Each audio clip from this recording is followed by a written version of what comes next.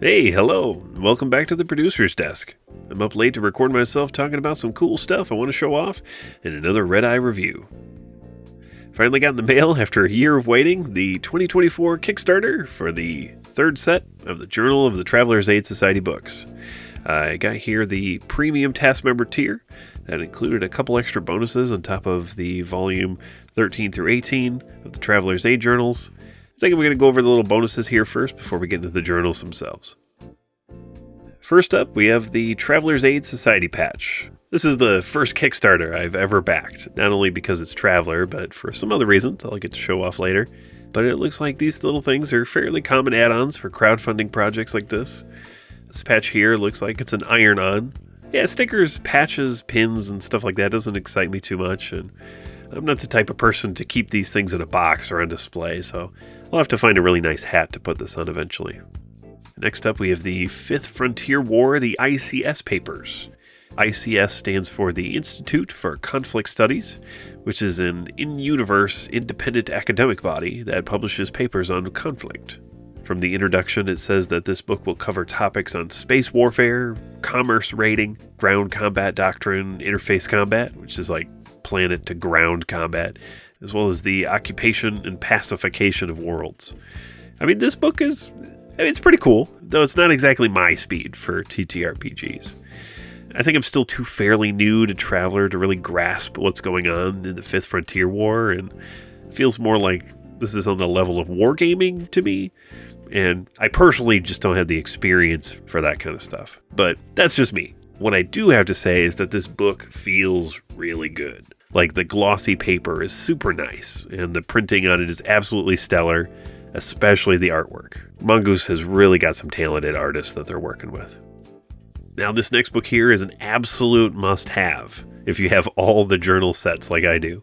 This is an index for all of the J-TAS volumes 1 through 18, now giving you a quick guide for locating specific articles or topics throughout the entire series. Everything is all sorted by topics, like you got your adventures, your aliens, encounters, high guard, patrons, and traveling, as well as an alphabetical sort of the list at the end of the book. This is an excellent idea, and because I know personally there's been a bunch of times when I've had to hunt down stuff when I remember, like, oh yeah, that'd be really cool to put in my game, but now I'm like, which book is it in? And just having this index now will make it a whole lot easier to find all that stuff. This is an excellent addition, and probably the thing that my left brain was most excited about besides the journals themselves. Alright, now we get on to the main event. We got the journal volumes 13 through 18. It's a nice little slipcover here, keep everything all nice, just like the first two. I'm just going to show off the front and back covers of these for now, and maybe I can get into them more in the future if I ever am able to start making videos regularly. One of the other channels I really like watching on YouTube here is Page 121, and I saw Tony's video for these last week, and that got me really excited because I knew if he got them, then my books should be showing up soon.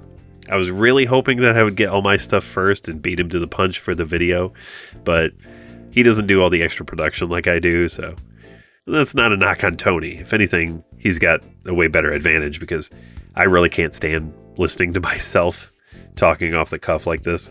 So if it's not already obvious, this video is heavily scripted, and I'm just doing my best to make it sound casual. And Tony, if you just so happen to have come over here and you're watching this video right now, I just want to say that your channel is one of my inspirations. And so thank you so much for all your wisdom and sharing all your love for all the games that you play.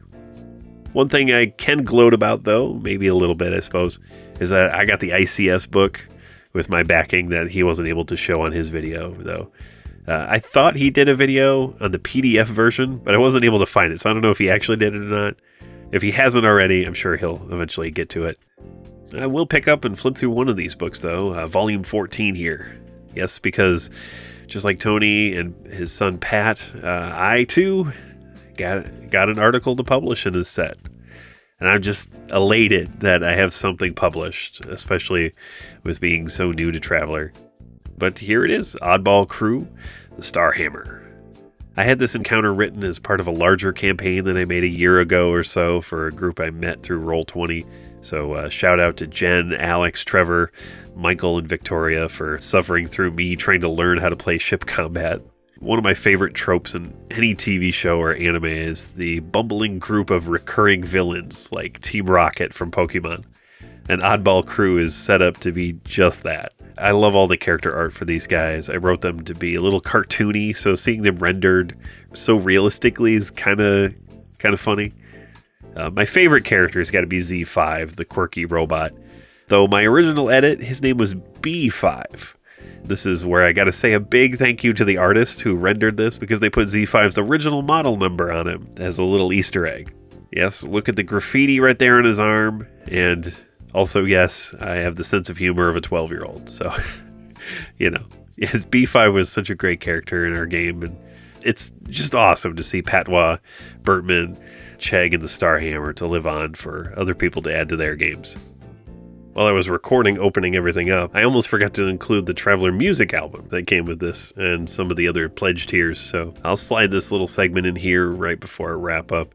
The Kickstarter called this the TAS Presents Mid-Jump Crisis CD, but it looks like they changed it to just Traveler Frontier.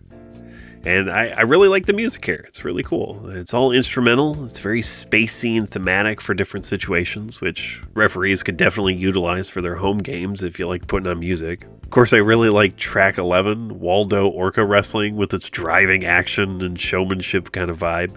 But my favorite's got to be the first track, Frontier. It's got this haunting acoustic guitar that builds into this epic chorus of horns. I only wish the track 1 wasn't so short. Because it would have been better with another verse or refrain or whatever you call it with the guitar before it transitions into the horns. I would definitely pay for a loopable version of that track, for sure.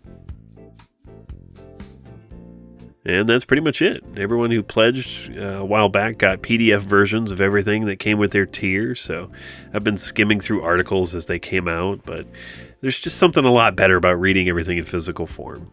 Now that I got them, I'll be able to dive more into the articles and see what awesome stuff I can add to some new games. Anyway, that'll be it for me. Thanks for stopping by the producer's desk. If you liked the video, give it a thumbs up. And if you want to support the channel, you can check out the Nuclear Sunrise page at Ko-fi.com. Anyway, take care out there, travelers.